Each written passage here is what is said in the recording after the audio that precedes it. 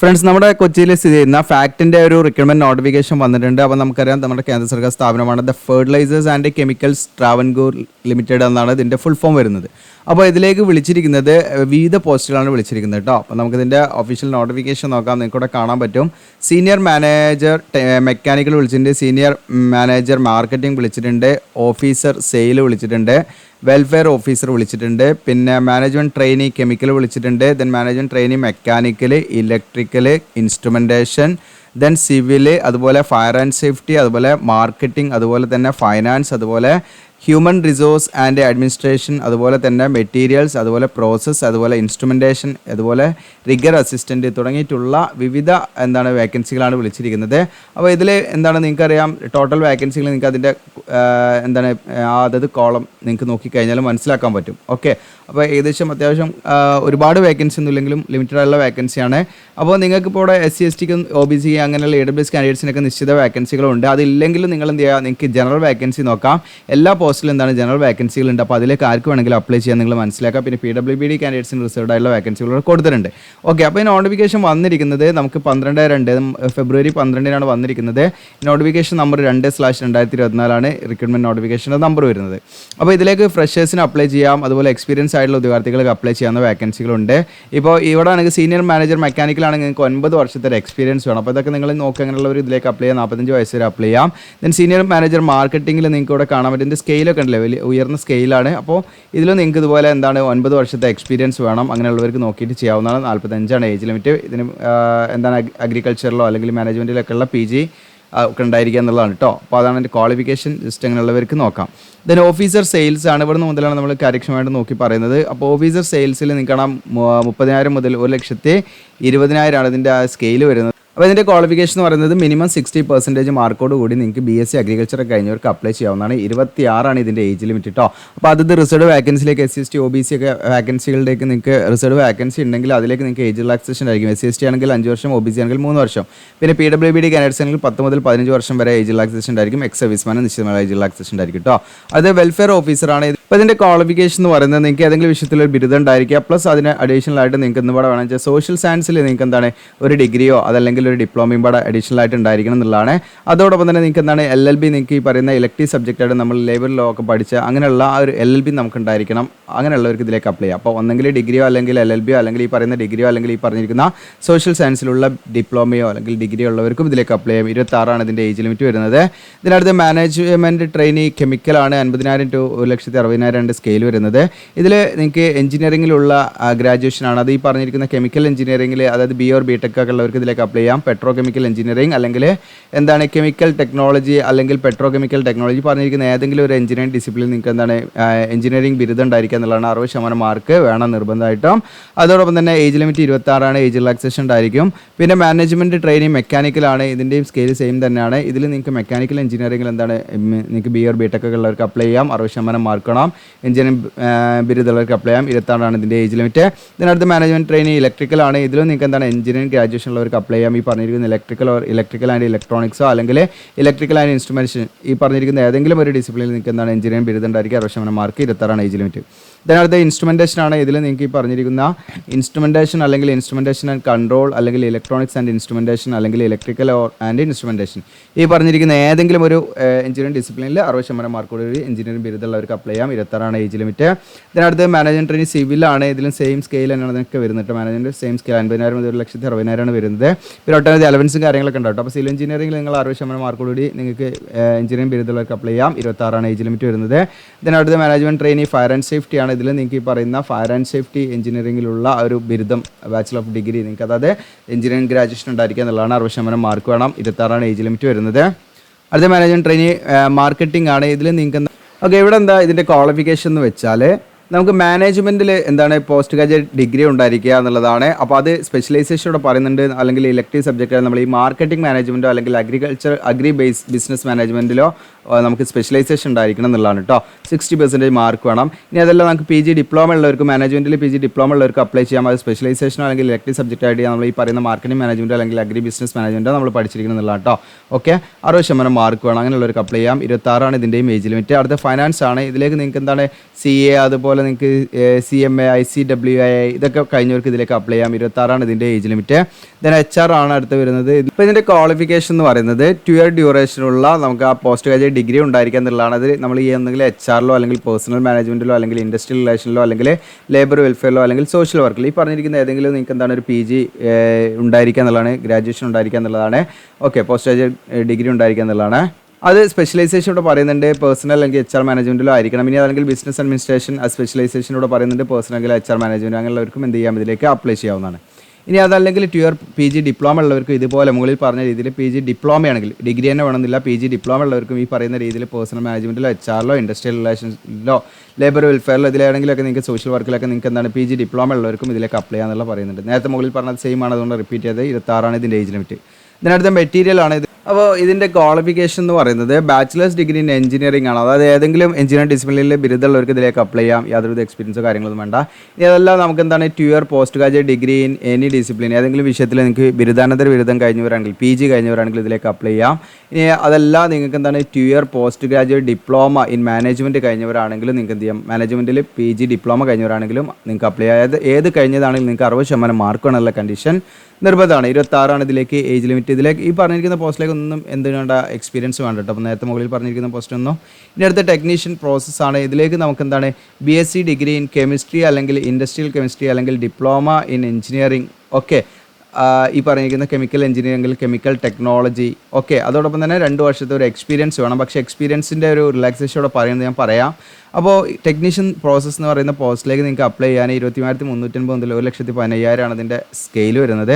നിങ്ങൾക്ക് ജസ്റ്റ് എന്താണ് ബിരുദം BSc ഉണ്ടായിരിക്കുക, ഒന്നെങ്കിൽ കെമിസ്ട്രി BSc കെമിസ്ട്രി അല്ലെങ്കിൽ BSc ഇൻഡസ്ട്രിയൽ കെമിസ്ട്രി നിങ്ങൾക്ക് എന്താണ് ക്വാളിഫിക്കേഷൻ ഉള്ളവർക്ക് എന്ത് ചെയ്യാം, ഇതിലേക്ക് അപ്ലൈ ചെയ്യാം.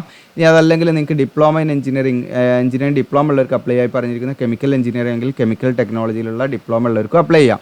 പക്ഷേ 2 വർഷത്തെ എക്സ്പീരിയൻസ് വേണം. പക്ഷേ എക്സ്പീരിയൻസ് ഇല്ലെങ്കിലും നിങ്ങൾക്ക് അപ്ലൈ ചെയ്യാം. SC/ST കാൻഡിഡേറ്റ്സ് ആണെങ്കിൽ അവർക്ക് എന്ത് ചെയ്യാം, ഫ്രഷ് ആയിട്ടുള്ള ഉദ്യോഗാർത്ഥികളാണെങ്കിൽ അവർക്ക് അപ്ലൈ ചെയ്യാം കേട്ടോ. അപ്പോൾ നല്ല അവസരങ്ങളാണ്, നിങ്ങൾ കളയണ്ട. ഓക്കെ, എന്നാൽ ഇപ്പം നിങ്ങൾക്ക് ഈ പറയുന്ന പോസ്റ്റിലേക്ക് 2 വർഷം എക്സ്പീരിയൻസ് തികയ്ക്കാൻ അല്ലെങ്കിൽ പൂർത്തിയാക്കാത്ത ഉദ്യോഗാർത്ഥികൾ നമുക്ക് എന്ത് ചെയ്യാം, ഇതിലേക്ക് അപ്ലൈ ചെയ്യാം. അതിൽ അപ്ലൈ ചെയ്യുന്നതിൽ പ്രശ്നങ്ങളില്ല. കാരണം എന്താണെന്ന് വെച്ചാൽ ഇതിലേക്ക് ഇപ്പം 2 വർഷം പൂർത്തിയാക്കിയ ഉദ്യോഗാർത്ഥികളുടെ അഭാവത്തിൽ നിങ്ങളെ പരിഗണിക്കുമെന്നാണ് ഇവിടെ പറയുന്നത്. ഓക്കെ, അത് പ്രത്യേകമായിട്ട് ശ്രദ്ധിക്കാം. അപ്പോൾ നമ്മൾ എക്സ്പീരിയൻസ് ഇല്ലെങ്കിൽ നിങ്ങൾക്ക് ഇതിലേക്ക് അപ്ലൈ ചെയ്യാം. കാരണം ഒരു 2 വർഷം, ഇപ്പോൾ 1 വർഷം എക്സ്പീരിയൻസ് വേണം ഈ പറയുന്ന പോസ്റ്റിലേക്കൊക്കെ കേട്ടോ. അപ്പോൾ മിനിമം നമുക്ക് 2 വർഷമാണല്ലോ പറഞ്ഞത്. അപ്പോൾ ഇവിടേക്ക് 2 വർഷം ഇല്ലെങ്കിൽ നിങ്ങൾക്ക് 1 വർഷമൊക്കെ എക്സ്പീരിയൻസ് ഉള്ളവരാണെങ്കിൽ നിങ്ങൾക്ക് എന്ത് ചെയ്യാം, ടെക്നീഷ്യൻ പ്രോസസ് എന്ന് പറയുന്ന പോസ്റ്റിലേക്ക് അപ്ലൈ ചെയ്യാം. എന്നാൽ SC/ST കാൻഡിഡേറ്റ്സ് ആണെങ്കിൽ അവർക്ക് ഫ്രഷേഴ്സിന് എന്ത് ചെയ്യാം, അപ്ലൈ ചെയ്യാം. യാതൊരുവിധ എക്സ്പീരിയൻസും വേണ്ട, അവരെ പരിഗണിക്കുന്നതാണ്.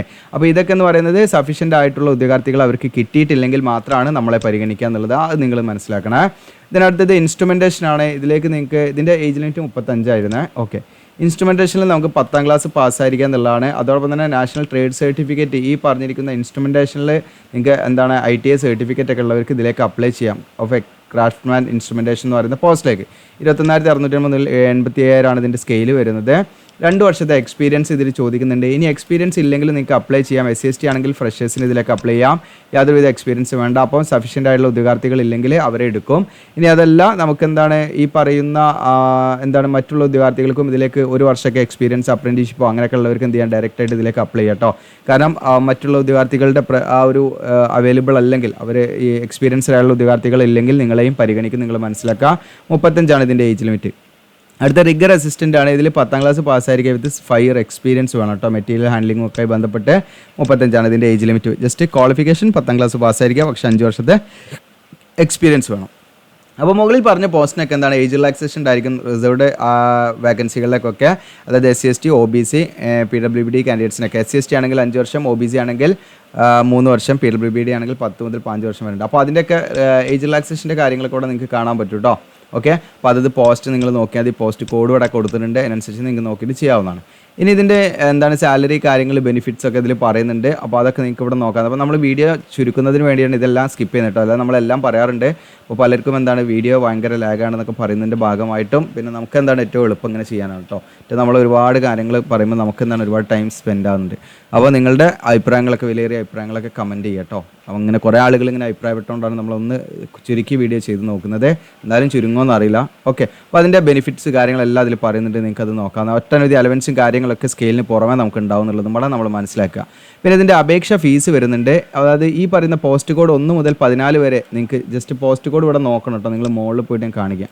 ഇതാ പോസ്റ്റ് കോഡ് ഇവിടെ കാണാൻ പറ്റും നിങ്ങൾക്ക്. 1 മുതൽ ഇതാ ഇവിടെ കാണാം നിങ്ങൾക്ക്. ഈ 14 വരെയുള്ള പോസ്റ്റിലേക്ക് 1150 ഇവിടെ നോക്കണം കേട്ടോ. 14 വരെയുള്ള പോസ്റ്റിലേക്ക് ജസ്റ്റ് കാണിക്കാം. 1180 രൂപ ഫീ ആയിട്ട് കൊടുക്കണം. പ്ലസ് GST പാട് അതിൻ്റെ കൂടെ ഉണ്ടാവും കേട്ടോ. ഓക്കെ, ഇൻക്ലൂഡിങ് GST അടക്കമാണ് കേട്ടോ. 1180 GST അടക്കമാണ് എമൗണ്ട് പറയുന്നത്. അതോടൊപ്പം തന്നെ നമുക്ക് ഈ പറയുന്ന എന്താണ് പോസ്റ്റ് കോഡ് നമുക്കറിയാം 15 to 17 നിങ്ങൾ അപ്ലൈ ചെയ്യുന്നതെങ്കിൽ 590 രൂപയാണ് വരുന്നത്. എന്നാൽ SC/ST PWD എക്സ് സർവീസ്മാൻ കാൻഡിഡേറ്റ്സിനൊന്നും യാതൊരു ഫീയും കൊടുക്കേണ്ട, അവർക്ക് ഫ്രീ ആയിട്ട് ഇതിലേക്ക് അപ്ലൈ ചെയ്യാം കേട്ടോ. വലിയൊരു ഫീ ഉണ്ട് എന്നുള്ളത് നിങ്ങൾ മനസ്സിലാക്കുക. പിന്നെ ഇതിൻ്റെ മെത്തേഡ് ഓഫ് സെലക്ഷൻ എല്ലാം കമ്പ്യൂട്ടർ ബേസ്ഡ് ടെസ്റ്റ് ആയിരിക്കും. നിങ്ങളുടെ സെൻറ്ററൊക്കെ നമുക്ക് കൊച്ചി, തിരുവനന്തപുരം ഒക്കെ ഉണ്ട്. അതുകൊണ്ട് നിങ്ങൾക്ക് പേടിക്കാനല്ല, നമ്മുടെ കേരളത്തിൽ തന്നെയാണ്. പിന്നെ ചെന്നൈ മറ്റ് ഭാഗങ്ങളിലൊക്കെ നടത്തുന്നുണ്ട്. അപ്പോൾ കമ്പ്യൂട്ടർ ബേസ്ഡ് ഓരോ പോസ്റ്റ് കോഡിൻ്റെ നിങ്ങൾക്ക് ഇവിടെ നോക്കിയാൽ മതി. അതിൻ്റെ സെലക്ഷൻ മെത്തേഡ് അതിലുണ്ട്. കമ്പ്യൂട്ടർ ബേസ്ഡ് ടെസ്റ്റ് ഉണ്ട്. ചിലതിന് എന്താണ് പേഴ്സണൽ ഇൻ്റർവ്യൂ ഉണ്ടായിരിക്കും.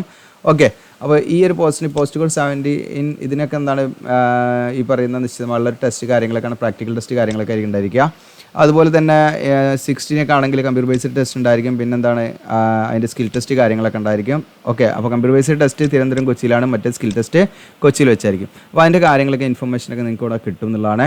ദെൻ കമ്പ്യൂട്ടർ ബേസ്ഡ് ടെസ്റ്റ് നമുക്ക് 2 പാർട്ടാണ് വരുന്നത്. പാർട്ട് 1ഉം പാർട്ട് 2 ഒക്കെയാണ് വരുന്നത്. അപ്പോൾ അതിൻ്റെ ആ ഒരു വെയിറ്റേജും അതിൻ്റെ മാർക്ക് കാര്യങ്ങളൊക്കെ ഇവിടെ കൊടുത്തിട്ടുണ്ടെങ്കിൽ ജസ്റ്റ് നോക്കാവുന്നതാണ്, സ്കീമൊക്കെ ഏതാണെന്നുള്ളത്.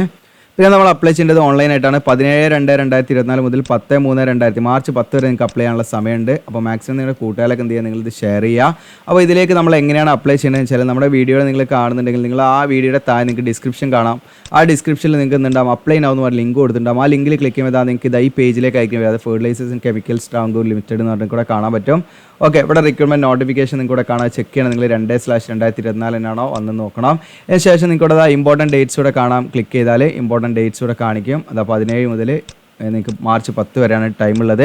ഓക്കെ, അപ്പോൾ നമ്മൾ എന്ത് ചെയ്യണമെന്ന് വെച്ചാൽ ഇവിടെ വന്നു കഴിഞ്ഞാൽ നിങ്ങൾക്ക് കാണാൻ പറ്റും, ഇവിടെ കുറച്ച് ഇൻസ്ട്രക്ഷൻ കാര്യങ്ങളൊക്കെ ഉണ്ട്. ഓക്കെ, അപ്പോൾ നമ്മൾ എന്ത് ചെയ്യണം, ഇവിടെ കംപ്ലീറ്റ് ആയിട്ട് കാര്യങ്ങളൊക്കെ ഫില്ല് ചെയ്ത് നമ്മൾ എങ്ങനെ പോകണം. അപ്പം നമുക്കിവിടെ ന്യൂ രജിസ്ട്രേഷൻ എന്നുള്ള ബട്ടൺ ഉണ്ട്, അത് ക്ലിക്ക് ചെയ്യാം. ഓക്കെ, അത് ക്ലിക്ക് ചെയ്ത് നമ്മൾ എന്ത് ചെയ്യുക, അതിൻ്റെ ഇൻസ്ട്രക്ഷനൊക്കെ നമ്മൾ ഇതാക്കി നമ്മൾ എന്ത് ചെയ്യണം, ഇതിൽ ആദ്യം ഒരു രജിസ്ട്രേഷൻ നമ്മൾ എന്ത് ചെയ്യണം, നമ്മൾ ഫില്ല് ചെയ്യണം. അപ്പോൾ നമ്മൾ ഏത് പോസ്റ്റിലേക്കാണ് അപ്ലൈ ചെയ്യുന്നത് എന്നൊക്കെ നമ്മൾ എന്ത് ചെയ്യണം, അങ്ങനെ ഫില്ല് ചെയ്തിട്ട് കംപ്ലീറ്റ് അതിൻ്റെ കാര്യങ്ങളൊക്കെ ചെയ്യണം കേട്ടോ. ഓക്കെ, പേഴ്സണൽ ഡീറ്റെയിൽസ് കാര്യങ്ങളൊക്കെ കൊടുക്കുക. അപ്പോൾ ഇതിൻ്റെ ഫോം ഫില്ലിംഗ് വീഡിയോ നമ്മൾ ചെയ്യണമെങ്കിൽ നിങ്ങൾ എന്ത് ചെയ്യുക, കമൻറ്റ് ചെയ്യുക. അപ്പോൾ നമ്മൾ ഓൺലൈനായിട്ട് അപ്ലൈ ചെയ്ത് കൊടുക്കേണ്ടത് നിശ്ചിതമായുള്ളൊരു സർവീസ് ചാർജ് ഉണ്ടായിരിക്കും. അപ്പോൾ നിങ്ങൾക്ക് താല്പര്യം ഉണ്ടെങ്കിൽ എന്ത് ചെയ്യാം, അങ്ങനെ നിങ്ങൾക്ക് നമ്മളോട് ഇൻസ്റ്റയിൽ കമൻറ്റായിട്ട് ചോദിച്ചു കഴിഞ്ഞാൽ നമ്മൾ അതനുസരിച്ച് ചെയ്യും. ഓക്കെ, അപ്പോൾ നമുക്കിത് ഡയറക്റ്റായിട്ട് ഇവിടുന്ന് ലിങ്ക് ഡയറക്റ്റ് നമുക്ക് രജിസ്റ്റർ ചെയ്ത് കൊടുക്കാം. അല്ലെങ്കിൽ നിങ്ങൾക്ക് ഇവിടെ ലെഫ്റ്റ് സൈഡിലൂടെ കാണാം, അങ്ങനെയും രജിസ്റ്റർ ചെയ്ത് കൊടുക്കാം കേട്ടോ. അതായത് ഇൻസ്ട്രക്ഷനാണ്, ഇൻസ്ട്രക്ഷൻ വായിച്ചത് നെക്സ്റ്റ് മൂവ് ടു നെക്സ്റ്റ് പേജിൽ നിന്ന് നെക്സ്റ്റ് സ്റ്റെപ്പ് എന്ന് കൊടുത്താൽ മതി. അവിടെ എങ്ങനെ വരും, ലാസ്റ്റ് രജിസ്റ്റർ നൗ എന്നുള്ള ബട്ടൺ കാണാം, രജിസ്റ്റർ ചെയ്യാം. ഓക്കെ, ടേംസ് ആൻഡ് കണ്ടീഷനൊക്കെ ആക്സെപ്റ്റ് ചെയ്ത് നമ്മൾ ഏത് പോസ്റ്റിനാണ് കൊടുക്കുന്നത് വെച്ചാൽ ഈസി ആയിട്ട് നമുക്ക് രജിസ്റ്റർ ചെയ്യാൻ പറ്റും. രജിസ്റ്റർ ചെയ്തിട്ട് വീണ്ടും നമുക്ക് ലോഗിൻ ചെയ്യാനുള്ള ഓപ്ഷൻ ഉണ്ട്. അവിടെ താഴെ നിൽക്കണം ലോഗിൻ എന്നുള്ള ബട്ടൺ ഉണ്ട്. ലോഗിൻ ക്ലിക്ക് ചെയ്താൽ നിങ്ങളുടെ നമുക്ക് കിട്ടിയ യൂസറും പാസ്വേഡും കൊടുത്ത് ലോഗിൻ ചെയ്യണം. അപ്പോൾ ആദ്യം നമ്മൾ രജിസ്ട്രേഷൻ ചെയ്യണം. അപ്പോൾ ഓൺലൈനായിട്ട് ഫോം ഫില്ല് ചെയ്യുന്ന വീഡിയോ നമ്മൾ ചെയ്യണമെങ്കിൽ നിങ്ങൾ വീഡിയോയിൽ നല്ല രീതിയിൽ കമൻറ്റ് ചെയ്യുകയാണെങ്കിൽ കൂടുതൽ ആളുകൾ ആവശ്യപ്പെടുന്നുണ്ടെങ്കിൽ മാത്രമേ നമ്മൾ ചെയ്യുള്ളൂ കേട്ടോ. കുറച്ച് ആളുകൾക്ക് വേണ്ടി നമുക്ക് ചെയ്യാൻ കഴിയില്ല, കാരണം ഒരുപാട് സമയമുണ്ട്, നമുക്ക് ഒരുപാട് കാര്യങ്ങൾ ഒരുപാട് വീഡിയോസ് ചെയ്യാനുണ്ട്. ഓക്കെ, അപ്പം കൂടുതൽ ആളുകൾ പറയുകയാണെങ്കിൽ ചെയ്യുക. പിന്നെ നമ്മുടെ ഇൻസ്റ്റയിൽ നിങ്ങൾക്ക് ബന്ധപ്പെട്ട് കഴിഞ്ഞാൽ നമ്മൾ ഓൺലൈൻ ഫോം ഫില്ല് ചെയ്ത് കൊടുക്കുന്നുണ്ട്. അപ്പോൾ നിങ്ങൾ അതിൻ്റെ കാര്യങ്ങൾ ഇട്ട് കഴിഞ്ഞാൽ മതി. ജസ്റ്റ് നിങ്ങൾ കമൻറ്റ് ജസ്റ്റ് എന്ത് ചെയ്യുക, നമ്മളെ ഫോളോ ചെയ്യാൻ എന്നിട്ട് നിങ്ങൾ ജസ്റ്റ് ഒന്ന് ടൈപ്പ് ചെയ്ത് വിട്ടാൽ മതി, ഇങ്ങനെ ഓൺലൈൻ ഫോം ഫില്ലിങ്ങിനാണ് എന്നുള്ളത്. ഓക്കെ, അപ്പോൾ നമ്മളതിൽ സെലക്ട് ചെയ്ത് നമുക്ക് പറഞ്ഞാൽ ഒരുപാട് മെസ്സേജ് വരുന്നുണ്ട്, എല്ലാം ഒന്നും നമുക്ക് എടുക്കാൻ കഴിയില്ല, അത് ഭയങ്കര പ്രയാസമാണ്. അപ്പോൾ എല്ലാം നമുക്ക് അറ്റൻഡ് ചെയ്യാൻ പറ്റുന്നില്ല, ലിമിറ്റഡ് ആയിട്ട് കാര്യങ്ങൾ മാത്രമേ നമുക്ക് ചെയ്യാൻ പറ്റുള്ളൂ കേട്ടോ. ഓക്കെ, ഇത് മാക്സിമം നിങ്ങൾ കൂടുതൽ ഷെയർ ചെയ്യുക, സബ്സ്ക്രൈബ്, ലൈക്ക് ചെയ്യുക. Thank you.